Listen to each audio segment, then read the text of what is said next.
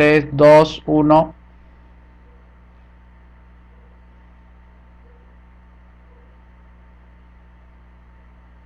¿Ya? Bien, muy buenas noches, señoras y señores, bienvenidos. Otra vez estamos reunidos aquí en las redes sociales para tratar los temas de la política cotidiana, pero vista desde la perspectiva de las 5 reformas. Hoy día estamos con el formato anterior, no el que usábamos, el nuevo, por un problema técnico que hemos tenido que superar. Y sin embargo, estamos aquí para conversar con ustedes sobre la problemática nacional. José Luis Tapia Roche, que les habla Juan Alberto Gazana, les damos la bienvenida, como siempre, a nuestros amigos de Radio Onda Popular de Cajamarca, Onda Popular de Bambamarca y Check Check FM de Huancavelica, que nos permiten llegar por audio y por visión también a nuestros hermanos de los Andes del Norte y de los Andes del Sur. Tenemos 4 temas a tratar esta noche. Y el primero es un tema muy importante. El mejor incentivo al empleo es el libre mercado y un solo impuesto. Esta explicación es muy importante para comprender por qué queremos hacer las 5 reformas. José Luis Tapia Rocha. Muy buenas noches, amigos, bienvenidos a nuestro programa. Esto salió en relación a las declaraciones de la ministra, donde dice que la próxima semana se buscará establecer incentivos para la creación del empleo formal. Esto debido a que, a pesar que ha abierto la economía hasta en un 90%, todavía la cantidad de empleos que debe recuperarse, que son aproximadamente 6 millones, no se ha logrado hasta la fecha. Y eso le preocupa mucho al gobierno porque ya hay bastante incomodidad de parte de los usuarios del servicio bancario, quienes se encuentran endeudados, y ha aprovechado pues el Congreso para dictar una serie de leyes, promulgarlas sobre congelamiento de deudas bancarias, y la última que han aprobado ha sido la de establecer un cronograma de pago durante 90 días con una garantía del Estado hasta el 90%, con la finalidad de reducción de tasas de la empresa bancaria. Este endeudamiento masivo, que se calcula en unos 7.5 millones de personas y empresas endeudadas, significaría que no ha tenido efecto los programas estos que se llama Arranca Perú, ¿no? Que lo hicieron bastante mediático al punto pues de prometer un número como 2 millones de empleos, gastando aproximadamente 7.000, 6.000 millones de soles, y para otro tramo otra cantidad similar. Pero ustedes saben que los empleos que el gobierno crea son pasajeros, son temporales, porque los empleos que crea el Estado es bajo la destrucción del empleo en el sector privado. Me explico. Lo que estamos diciendo es que el sector privado crea su empleo propio en base al capital, en base al ahorro y la inversión. El gobierno, cuando dice va a crear empleo, tiene que hacerlo con dinero, y el dinero lo cobra de los impuestos. Las empresas, como las personas, pagamos impuestos. Y más aún las empresas que pagan el impuesto a la renta, sirve para que el gobierno tome de ese dinero y empiece a crear estas fórmulas de crear empleo desde el gobierno. Y entonces el sector privado que pudo haber pagado y creado empleos en el sector privado, que ya la semana pasada explicamos que por cada empleo que crea el Estado se puede crear 2 empleos en el sector privado. El gobierno le sale más caro crear empleo, y el sector privado pudo haber creado. Ese dinero del sector privado ha pasado ahora a manos del gobierno. Así que le está quitando un empleo por cada 2 que está creando el sector privado. ¿Cómo? A través del impuesto. Entonces el programa Arranca Perú arranca mal, porque arranca destruyendo empleos. Destruye 2 para crear 1, el gobierno. Entonces, cuando la ministra sale a señalar que va a crear unos incentivos, ya el ministro de Trabajo ha dicho, tiene que ser segmentado y en forma gradual. O sea, ¿segmentado dónde? En el sector donde hay menos empleo, que es el sector formal. O sea, están entrando en trompo el gobierno. El gobierno no se ha dado cuenta, o no, o de repente se ha dado cuenta, pero no lo puede hacer, porque recuerden que estamos en un sistema socialista. Se ha dado cuenta que el 75% de la fuerza laboral que está en edad para trabajar se encuentran en el sector informal. Y a quien pretende dar empleo es al 25%. O sea, donde menos empleo hay, quiere darle empleo. Y donde hay más gente para darle empleo, no le quiere dar. Entonces esas decisiones de los incentivos que por un lado el Ministerio de Trabajo dice hay que segmentar. ¿Dónde van a segmentar? ¿Y por qué se debe segmentar aquí y no aquí? ¿Cuál es el criterio? Porque segmentar significa encontrar un nicho de mercado donde se pueda crear empleo formal, porque ellos quieren el empleo formal, o sea, quiere para una minoría. Y ahí está haciendo abuso del uso del criterio de la justicia, como si el gobierno pudiera decidir de manera neutral, sin afectar las libertades, las facultades, las propiedades privadas, crear empleo. O sea, el gobierno con sus medidas de incentivos para el sector formal de manera gradual y segmentada, porque dice que va a crear empleo solamente en aquellos lugares donde va a haber menos contagio, o sea, peor todavía, o sea, donde hay menos transacciones comerciales, donde hay menos transacciones de compra y venta, ahí dice que va a segmentar, porque ahí se va a contagiar menos. Entonces va a dar empleo donde menos necesidad y menos transacción hay, y va a descuidar o va a no hacer caso a las urgentes necesidades donde hay más transacciones, donde hay más compra, más venta, y ahí pues obviamente el criterio de justicia se vuelve injusto, ¿no? O sea, no tiene un respaldo, por lo menos científico, porque científico sería si las cosas lo hace con un criterio de verdad, lo hace según como les parece, y ese según como les parece no va a dar efectos como ya han arrancado mal con el programa Arranca Perú, ¿no? Entonces, el MEF creo que está cumpliendo una labor de control de daños, esa es la verdad. Está controlando el daño que hizo con su política contractiva. O sea, ahí ustedes saben que en política fiscal hay política fiscal contractiva y en política monetaria también hay política monetaria contractiva, en el fiscal también. Entonces, cuando tú haces eso, lo que quieres es apagar la economía, ¿no? Apagarla, o sea, generar que solamente estén prendidos algunos foquitos y el resto de los focos de la economía estén apagados. Y eso es lo que originó el gran problema. Se han metido en un gran rollo donde no saben cómo salir. Y nosotros le decimos desde aquí, con todo respeto al presidente y a la ministra, apliquen las 5 reformas. Las 5 reformas es la tabla de salvación. Traten de hacerlo de manera simultánea, porque a un gran problema existe una gran oportunidad, y esta es la mejor, porque estamos en el hoyo. Y para salir del hoyo se necesitan grandes medidas de transformación económica, política y social. En estos 7 meses, que obviamente no van a ser suficientes para realizar toda la reforma, le va a dar, o sea, le va a señalar la obligación al próximo gobierno de continuar las reformas, porque la reforma, las 5 que nosotros proponemos, tiene efectos, primero en la confianza del público y en la confianza empresarial.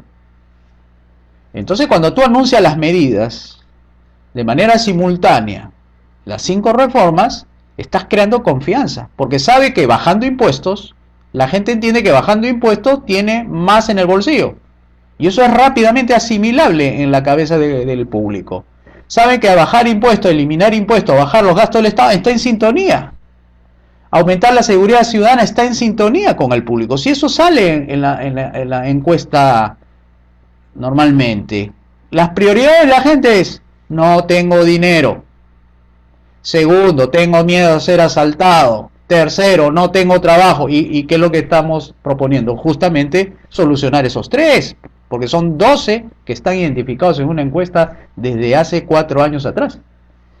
Y la izquierda, que es la que trae el discurso contrario, ha sabido mentir muy bien durante mucho tiempo en favor del estatismo, en favor de no hacer este tipo de reformas, indudablemente, en favor de defender las empresas del Estado y de hacer el intervencionismo que hoy mismo está siguiendo esa fórmula del propio gobierno.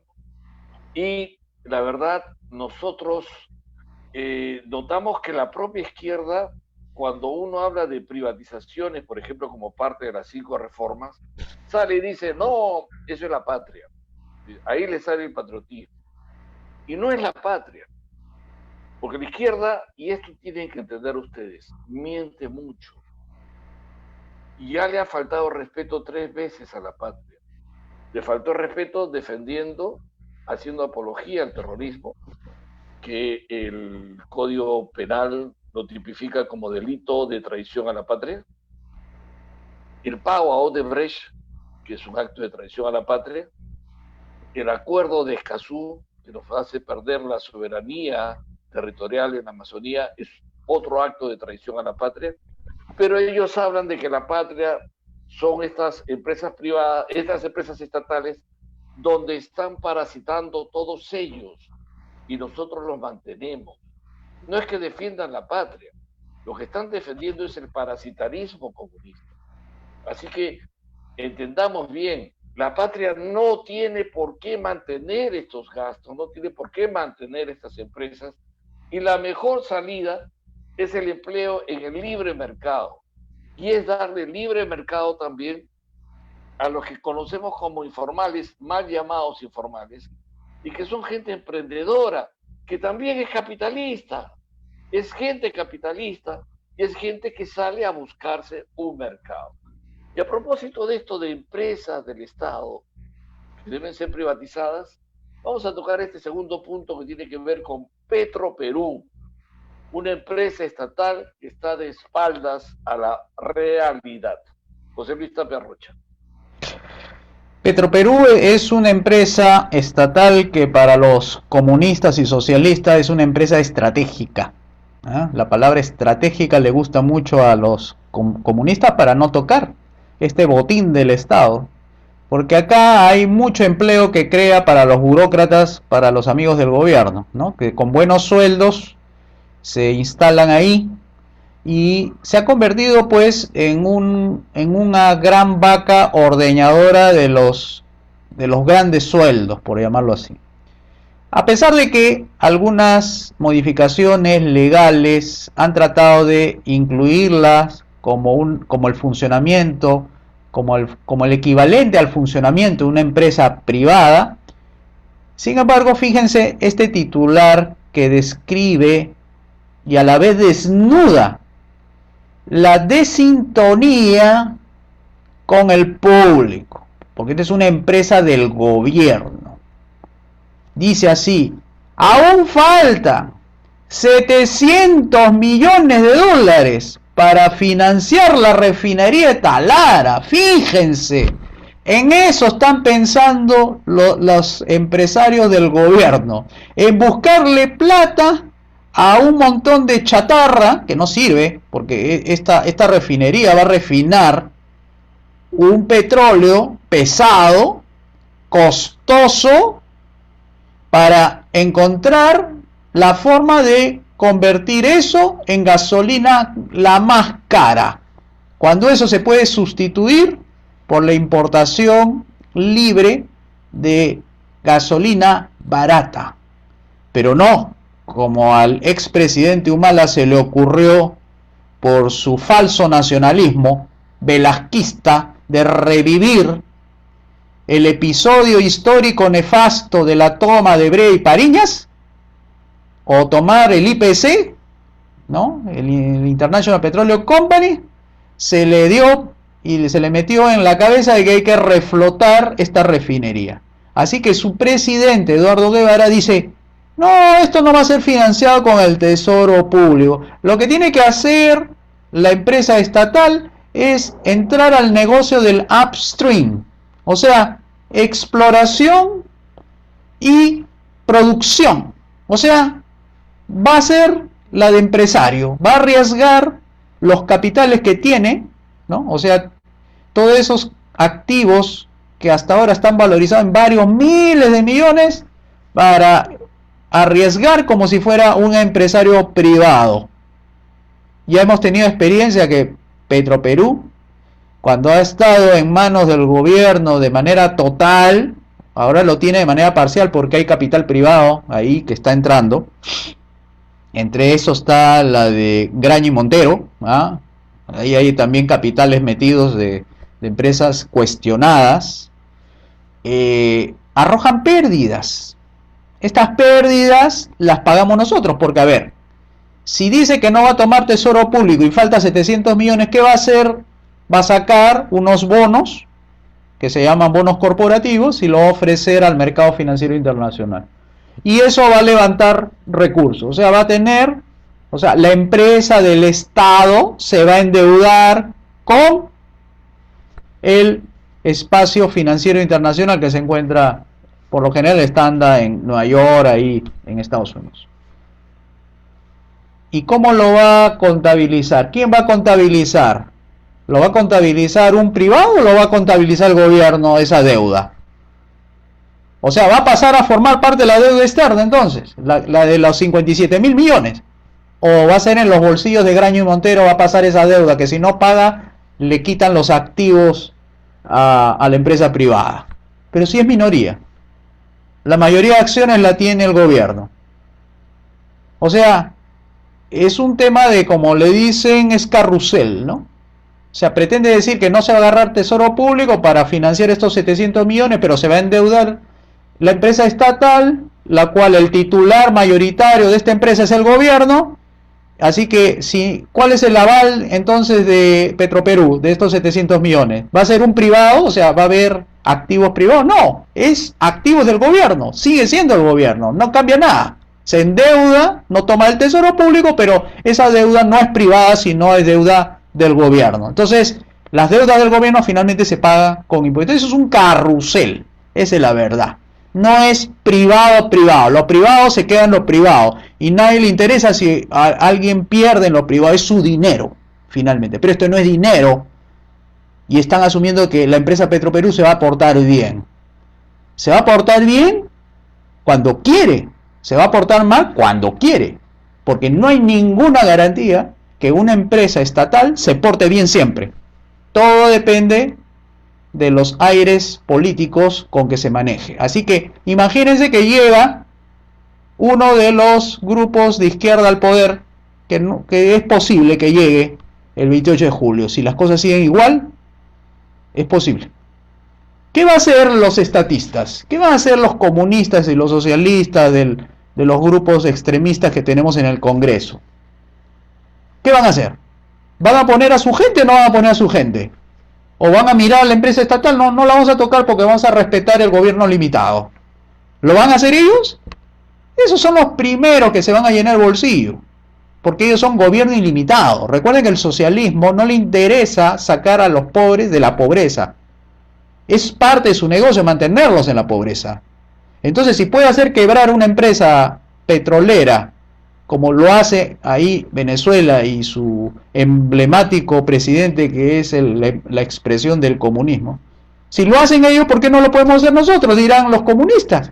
Entonces, ese Petroperú no hay garantía de que pueda gestionarse bien de aquí para adelante, porque es una empresa de todos. Recuerden que una empresa estatal es una empresa de todos, y cuando es de todos, finalmente de nadie, y cuando es de nadie, finalmente ¿con quién se queda el botín de la empresa estatal? Con el que gobierna, pues de facto está gobernando, él es el dueño. Así que le falte 700 millones, que vayan a sacarlo de fuera, que eso lo va a financiar, eso es para un poco alejarse de las críticas antiguas que había, que todo se financiaba con el tesoro público. Pero eso es, como digo, momentáneo, no hay garantías Y de hecho Petroperú dijo que esta refinería no iba a pasar de 1.500 millones de dólares. ¿Y cuánto creen que ha gastado hasta ahora y se ha endeudado, por cierto? 6.000, casi 4 veces lo que pronosticó Petroperú. Dígame si eso no es la gran insensatez, la gran arrogancia fatal, como decía Jaime, de decir que va a costar 1.000 y termina costando 6.000. ¿Quién ha estado detrás de estos negocios? Si ahí estuvo uno de los grandes expertos en petróleos de la izquierda, que fue presidente de Petroperú en la época del señor Humala, el señor presidente. Y esto es irracional, porque acá lo que hace falta justamente son recursos para atender las necesidades más urgentes y no llenando de dinero a una empresa estatal cuando al gobierno le hace falta para pagar las pensiones que le debe realmente a los aportantes y que dice que no tiene. Ahí está, pues. Ahí está.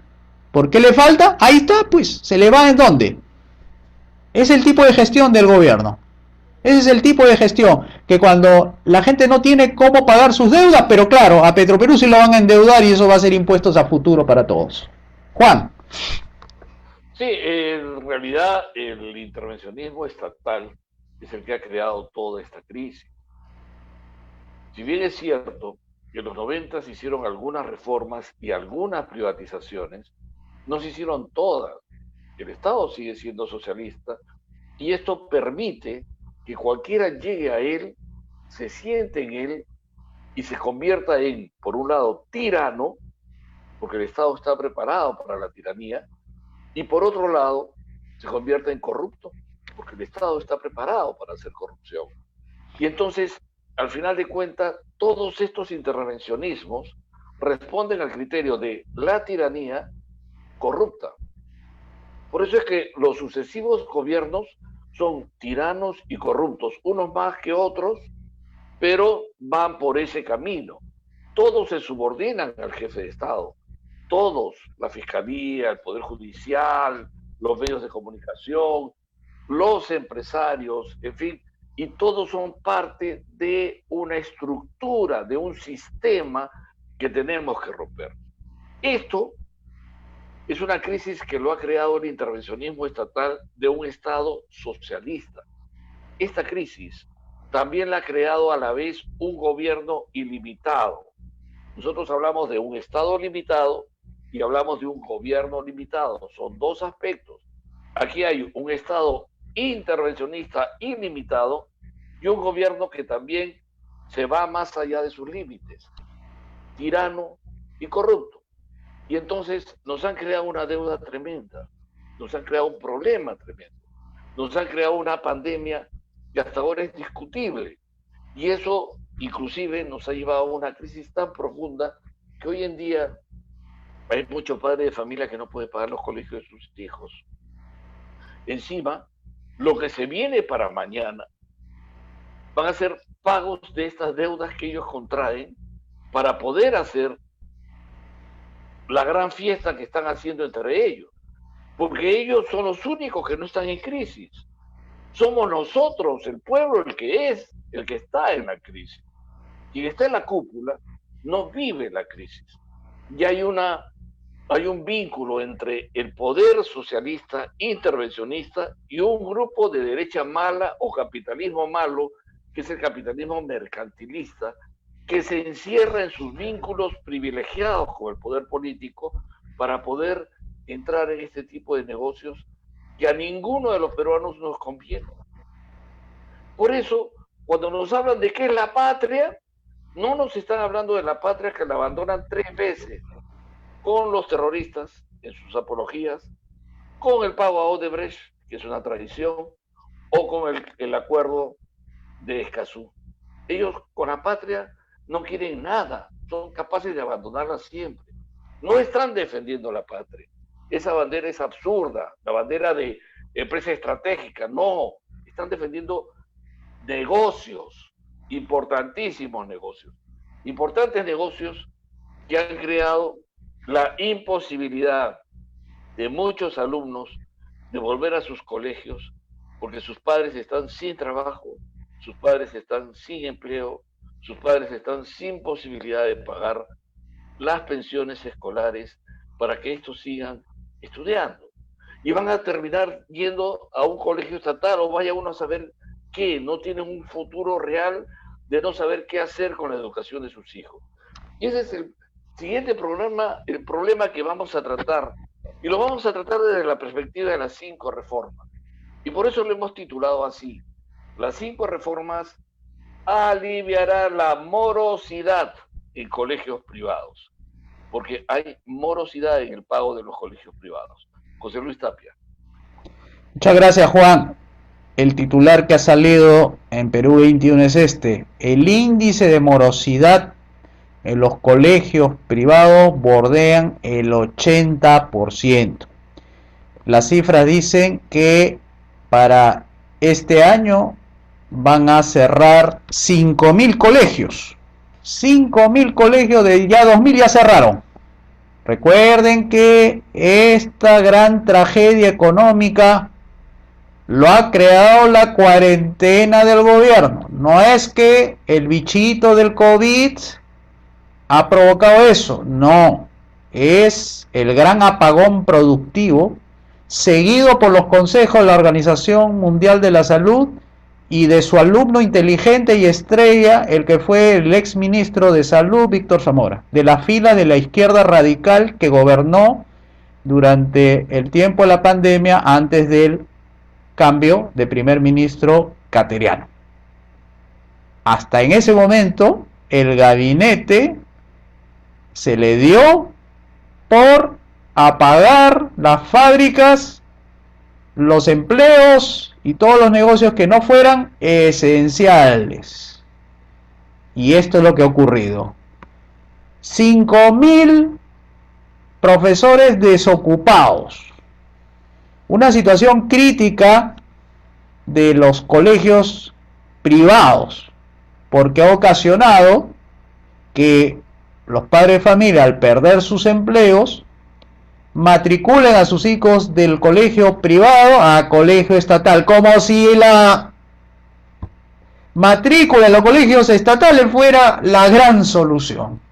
O sea, los han mandado de un sitio regular a un sitio peor, a aprender a ideologizarse, donde los profesores, la mayoría, tiene orientación socialista y marxista.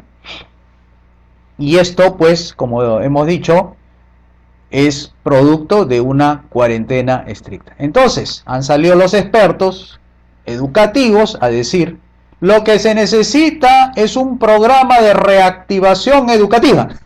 Ya salieron con eso ya. Como no ven el panorama, no saben de economía, pero solamente saben de pedagogía, han salido con unas propuestas de ese tipo. 5.000 profesores desocupados, o sea, 5.000 familias sin ingresos. Y entonces ahí tenemos el gran problema. ¿Qué hacemos con estos colegios? ¿Qué hacemos con los docentes? Nuestra propuesta, el de las 5 reformas, una de ellas, es la reforma educativa. Y nuestra propuesta es la liberalización y la privatización de los 59.000 establecimientos educativos que están en manos del gobierno, que va acompañado con la entrega de vouchers educativos a los alumnos más pobres, y que va acompañado simultáneamente con la reforma política, la reforma económica, con la reforma de salud y la reforma de pensiones. Cuando tú realizas las 5 reformas de manera simultánea, lo que aumentas es la oferta de colegios. Inmediatamente empieza a surgir de manera espontánea las iniciativas privadas dirigidas al campo educativo, donde está justamente esa morosidad, donde la gente no puede pagar. Viene también acompañado del fortalecimiento de aquellas unidades educativas que tienen problemas de ingresos. Entonces entran capitales privados a inyectar para recuperar su estabilidad financiera y le da un soporte también económico a los padres de familia, porque en la actualidad, con este modelo socialista que tenemos, siguen perdiendo sus empleos.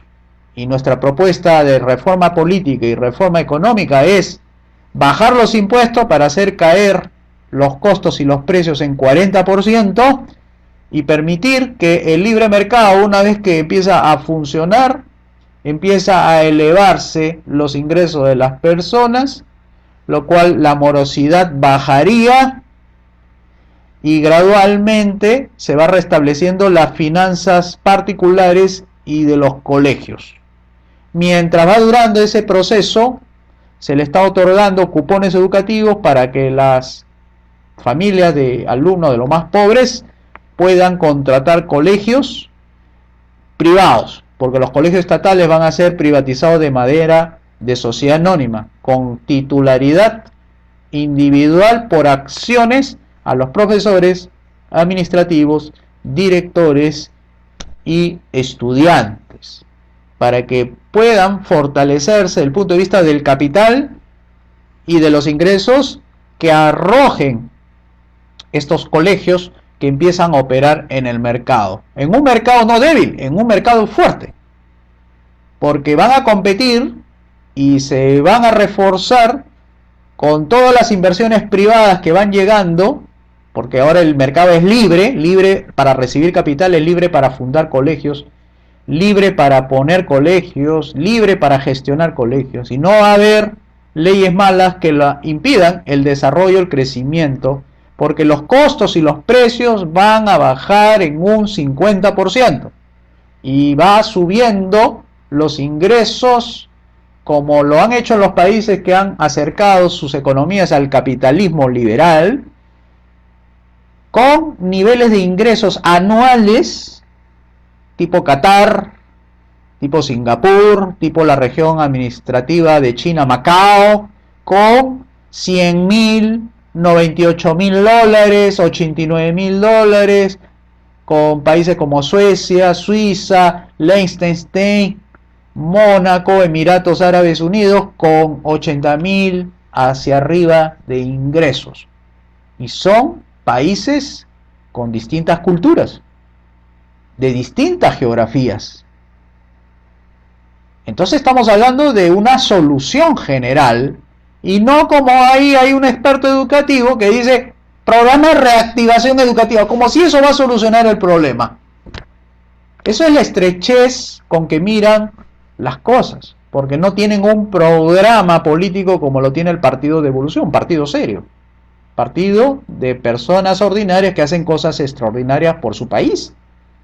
Por eso que le estábamos invitando a ustedes a reflexionar sobre estos temas que tienen poco de común las soluciones que nosotros le estamos brindando al país. Por eso la consulta popular. ¿Cómo hacemos entonces para que los colegios privados no estén al borde de la quiebra y tengan que cerrar, dice así la Asociación de Colegios Privados, 5.000 colegios y ya 2.000 han cerrado? No queda otra que la propuesta de las 5 reformas. No hay otra solución. Entonces tenemos que mirar más allá de lo que le proponen algunos expertos. Entonces, para bajar esta morosidad, y hemos dicho, las medidas las más urgentes son la reforma educativa, la reforma política, la reforma económica, la reforma de la salud y la reforma de las pensiones y jubilaciones. Juan.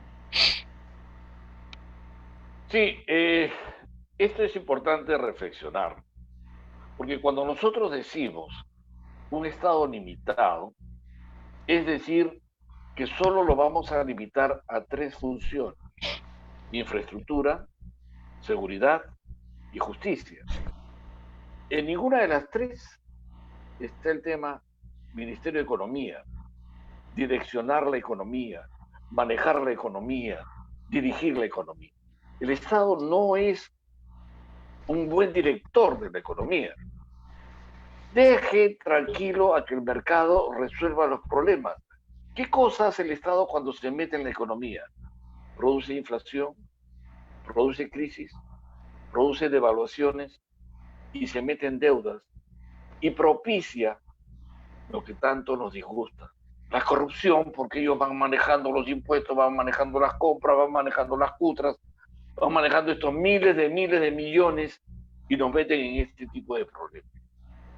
Igualmente hay que limitar al Estado para que el Estado no nos someta con atemorizaciones como nos ha sometido en esta pandemia absurda y discutible, porque es muy discutible. Este tema se cura, se puede curar y no han querido hacerlo. Y parece que la pretensión del nuevo orden mundial tiene que ver con tratar de destruir el modelo económico. Y hemos escuchado al Papa que mira para ese lado, decir que lo que ha ocurrido es porque ha fracasado el capitalismo. ¿Cómo va a fracasar el capitalismo? Han tratado de forzar un fracaso del capitalismo. Y eso ha pasado también con nuestro país, que es el más forzado de todos, ¿eh? El más forzado de todos en el mundo. Bueno, por eso también hay que privatizar la salud, porque el Estado, lo que ha pasado en el mundo es que todo el mundo tiene hospitales estatales. Por fin, esta crisis permite comprender lo que hace tiempo vienen diciendo von Mises, viene diciendo Milton Friedman y venimos diciéndolo también nosotros. El Estado no tiene por qué tener que atender los temas de salud. Eso es mentira. El Estado es un mal administrador de la salud. Y esta crisis ha permitido entender eso. Y además que el Estado, a través de la salud, ha también podido propiciar todo este caos que hemos vivido, de manipulación hacia el caos que hemos vivido y que hoy hace que mucha gente no pueda pagar las pensiones de sus hijos porque se quedaron sin empleo, porque la dinámica económica se interrumpió y porque eso ha hecho que un país que iba en buen ritmo, a pesar de muchas cosas, hoy día no tenga ritmo económico como quisiera. Por eso, privatizar la salud es un tema importante. Privatizar la salud tiene un mecanismo importante también. Hay una metodología. Es parte de las 5 reformas. Ese es el tema que ahora yo invito a mi gran amigo José Luis Tapia Rocha que converse con ustedes para que lo explique un poquito más.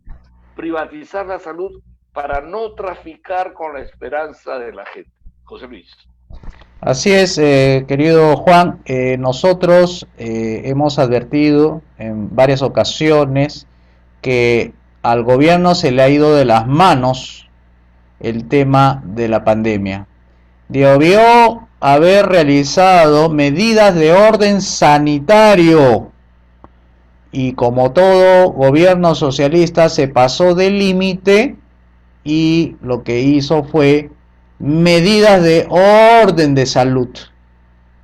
Una cosa es el orden, la limpieza, ¿no? Los confinamientos para los que están enfermos, aislarlos, focalizar, ¿no? Vacunar en la medida que se pueda. Es un tema de orden sanitario. Pero lo que hizo el gobierno fue aprovechar esas circunstancias para estatizar la salud, controlar la salud, priorizar la atención de salud y de paso se pasó a los límites económicos. Al hacer una cuarentena generó pues que todos, sin excepción, salvo estas actividades de la energía eléctrica, de las comunicaciones, del servicio financiero y alimentos, quedaran abiertos. Del resto, minería, industria, pesquería, entretenimiento, comercio, todos cerrados. Entonces provocó un gran problema, la destrucción económica y el acentuamiento de los contagios, porque esta pandemia tiene la característica de ser una campana. tiene un pico de subida y luego tiene un pico de bajada. Y eso, lo que buscó el gobierno es meterle el martillazo, el famoso martillazo del comunista, del ministro de Salud, que con eso se iba a arreglar. Y lo que ha hecho es dilatar algo que era de un mes, como sucede en Italia, lo dilató 3 meses y medio. O sea, lo que debe haber sido focalizado, aislar, detectar, descubrir dónde están los puntos infecciosos, por ejemplo, los aeropuertos, lugares, ¿no?, donde tú dejas pasar y a los enfermos los aíslas, lo pones a un costado. El gobierno agarró, dijo, cerrado todo. Entonces, ahora que tiene entre manos, traficar con la esperanza de la gente. La gente, como ya todos los días contabilizan los muertos, entonces la gente se ha asustado, como es natural ver personas que mueren por esta enfermedad. Pero hay otras que no la suman a este tipo de problemas. Son los 22.000 peruanos muertos que no han sido atendidos por haber priorizado el COVID y han tenido causas de deceso por enfermedades crónicas subyacentes que no han sido atendidas en su debida oportunidad, operaciones postergadas. Entonces son 22.000 personas que, bajo el argumento de controlar la salud y controlar la pandemia, ha tenido 22.000 personas fallecidas por causas de no COVID, por haberse postergado en un 50% la atención para esas personas, comparada con el 2019. Entonces es lamentable que se esté ahora la ministra tratar de hacer creer que el gobierno es un médico. O sea, que nos van a pinchar a todos como si fuésemos carneritos. Como que si la labor del gobierno fuera la de ser vacunador. Uno no paga sus impuestos para que lo pinchen. Uno no está pagando el impuesto para que los vacunen. O sea, ahí está la gran distorsión que hay sobre el gobierno. El gobierno no es médico, el gobierno es una entidad política. La señora Macetti, doctora, bióloga con maestría en salud pública, no sabe nada de la salud de los millones de personas. Sabe la salud de sus pacientes, no del resto de peruanos, porque no tiene el conocimiento particular del estado y el diagnóstico de cada uno como para poder hacer generalización para que sea una compra masiva de vacunas, como si todos vamos a tener la misma reacción a la vacuna. No es labor del gobierno fungir de médico. Entonces, están tratando de llevar esto a una compra masiva y ahora sí, agárrense, porque en esta compra masiva va a haber gente que se va a frotar las manos para sacarle un aprovechamiento económico desmedido a estas compras masivas y que la van a ocultar bajo el pretexto, pues, que existe una prioridad del gobierno de atender. Van a haber empresas, intermediarios que van a pugnar por entrar en este negocio, ¿no?, el de las vacunas. Y lo peor de todo es que trafican con la esperanza, porque ya le están poniendo fechas, no, que va a ser el próximo año, que no, que va a ser dentro de 5 meses, y la gente lee los periódicos, mira el Twitter, mira el Facebook, se informan por amigos, que ya viene la vacuna, y que ya viene la vacuna, y que ya viene la vacuna, como si la vacuna fuese la única solución. O sea, acá estamos hablando de que el tema del contagio es un tema que han querido evitar, y lo que han hecho es más bien acelerar. Ahí viene la teoría que se está comprobando que es cierta de la inmunidad del rebaño, ¿no?, de herd immunity en inglés. Ya un doctor muy conocido, epidemiólogo, ya lo había dicho en el mes de marzo. El hecho de que las personas estén en contacto con otras personas no significa que todas se vayan a enfermar. Algunos desarrollan su inmunidad y en el contacto con otras personas esparce la inmunidad. No es confinando con que logras la inmunidad. La inmunidad de rebaño, o sea, de colectiva, se da por la interacción y no por el aislamiento. Y además, el propio aislamiento genera problemas mentales, problemas de salud, de encierro. Entonces, tratan con el argumento que el gobierno es vacunador, tratar de darle esperanzas traficando, porque lo que hacen los políticos, politiqueros, en este caso son politiqueros, es salir el gobierno como el salvador. Ya tenemos la vacuna, como si el gobierno fuera médico.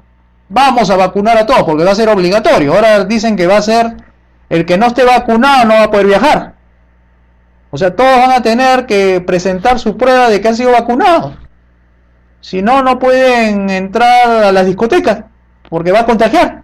O sea, aquí están creando un miedo adicional de que si no me vacuno, si no cumplo con lo que dice el gobierno, como si fuera el médico, no voy a tener acceso seguramente a votar, no voy a poder tener acceso a estudiar, no voy a poder tener acceso a salir de viaje, a cobrar sus pensiones en los bancos. Entonces ya salió con ese tema buscando el control social. Entonces, hay mucha información que no se está circulando sobre las verdaderas causas de estos problemas y que en su debido momento va a tener que discutirse, pero en estos momentos la gente está creyéndole mucho al gobierno, ¿no? Mucho le están creyendo a la ministra y esto está ocasionando una falsa sensación de seguridad de que van a tener la vacuna en su momento. Fíjense, por eso lo subrayé. Tener.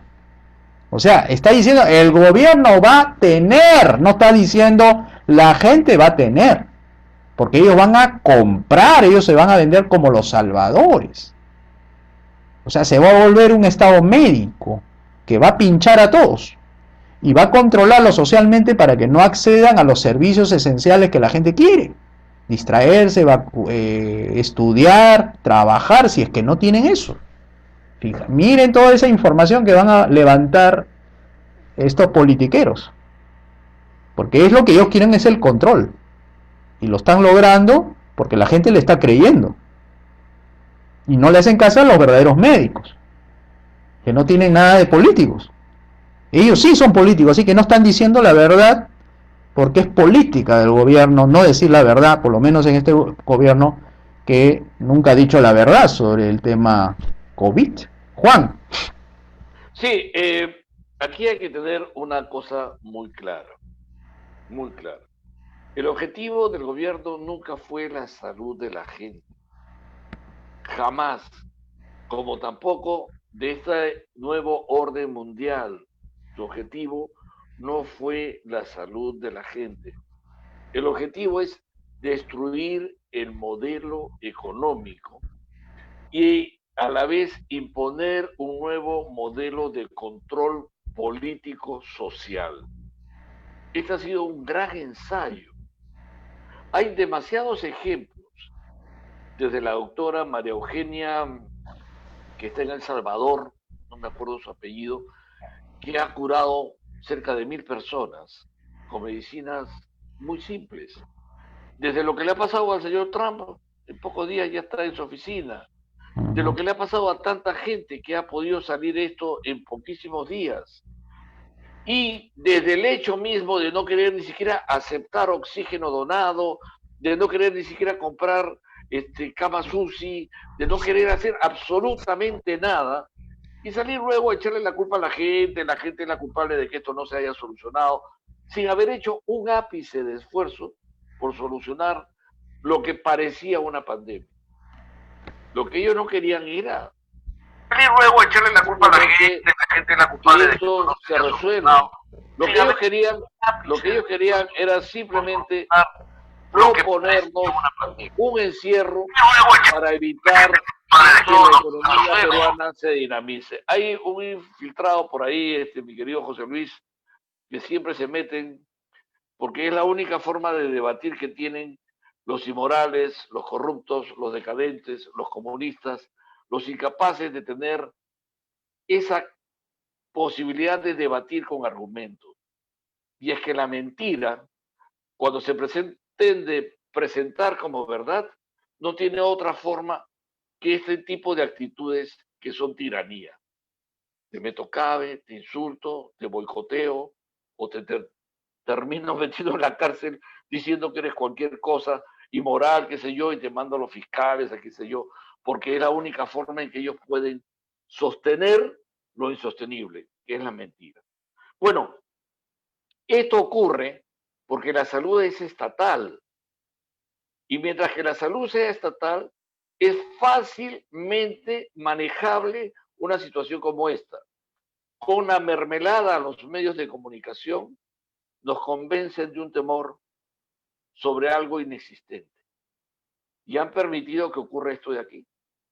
Y hoy día sale el gran líder mundial de ese nuevo orden mundial, que es el Papa, a decir, esto ha demostrado que el capitalismo ha fracasado.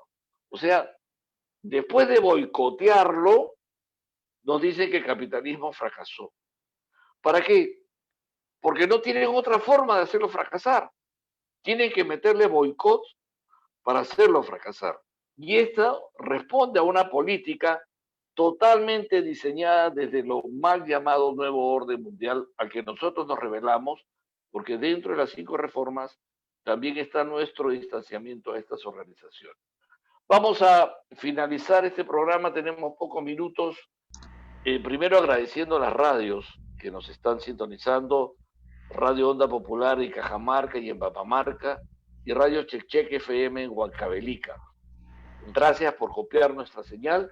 Gracias también a ustedes por viralizar estas conversaciones. Y vamos a hacer una breve exposición de las 5 reformas con José Luis Tapia para concluir el programa de hoy. José Luis. Así es, muchas gracias Juan. Tenemos acá los 3 ejes principales de nuestro proyecto político, que es una, tomar distancia prudente de las organizaciones internacionales, mandar congresistas devolucionarios a derogar las leyes malas para que no más se meta el gobierno en nuestros asuntos privados y se la dé de vacunador, de pinchador, qué sé yo, que son funciones que no le corresponden. Y tercero, la implementación del programa Las 5 Reformas, donde el Ejecutivo implementa lo que ya el Congreso le ha señalado en materia de ley. Explícate un poquito el punto, José Luis, el de tomar distancia prudente de las organizaciones internacionales. Ahí nos referimos básicamente a la Organización Mundial de la Salud, la Organización Internacional del Trabajo, la Organización Mundial del Comercio, la FAO, la organización que tiene que ver con la agricultura y el alimento, UNICEF, que tiene que ver con la niñez, que se mete hasta con los niños, ¿eh? Miren lo imprudente que son estas personas. UNESCO, que tiene que ver con educación. Fondo Monetario Internacional, que tiene que ver con las finanzas internacionales del mundo. La ONU, que tiene que ver con el parlamento político. Y así vas a encontrar una lista enorme de organizaciones internacionales que nos afectan con sus medidas, sus leyes malas, la cual erosiona, lesiona nuestra soberanía legislativa, infectándola de estas leyes que generan esta desigualdades, esta falta de oportunidades, esta pobreza al que nos somete sus leyes, el que los informales cada vez sean peores vistos, porque la OIT, tipo Organización Internacional de Trabajo, trabaja de la mano con la OIT, con los sindicatos, dándole empoderamiento a través de leyes malas. Y entonces las organizaciones internacionales son fuentes de infección. Y eso hay que acabarlo.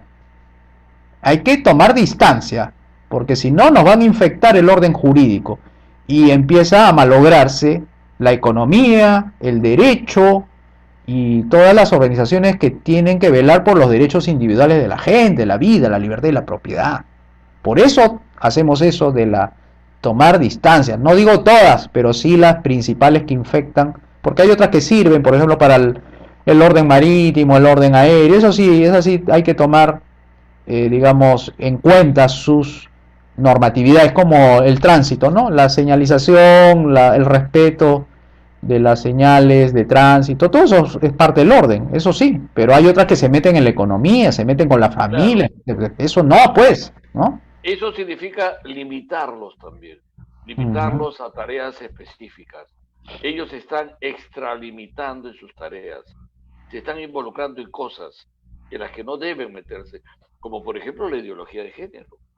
Exacto. Ese es parte del orden mundial. Ellos quieren imponer un plan. Ya el Jurado Nacional de Elecciones ya dijo, hay que poner esto en las agendas de todos los candidatos. ¿Por qué? ¿Quién votó por eso? Ahora nos obligan a votar por cualquier candidato que traiga en su agenda ideología de género. Eso no puede ser aceptado. Bueno, señoras y señores, muchísimas gracias. El tiempo ha concluido. Agradecemos a Radio Chelchec FM en Huancavelica, a Radio Onda Popular en Cajamarca, Onda Popular en Pampamarca. Mil disculpas, hoy hemos tenido un problema técnico, hemos tenido que recurrir a la transmisión vía Zoom, como lo hacíamos antes, pero vamos a volver con esto la próxima semana una vez resuelto este tema. De todas maneras, los invitamos a seguir promocionando, a seguir mandando los envíos de este programa, viralizarlos y por supuesto para los aportes que ustedes quieran hacer desde un sol, ojo, desde un sol. Ahí está el teléfono 944-105-067 para nuestra cuenta en Yape o nuestra cuenta en Tuki. Muchísimas gracias, José Luis. Conversamos la otra semana, miércoles 9 de la noche. Un abrazo. Muchas gracias a todos y nos vemos el próximo miércoles 9 de la noche.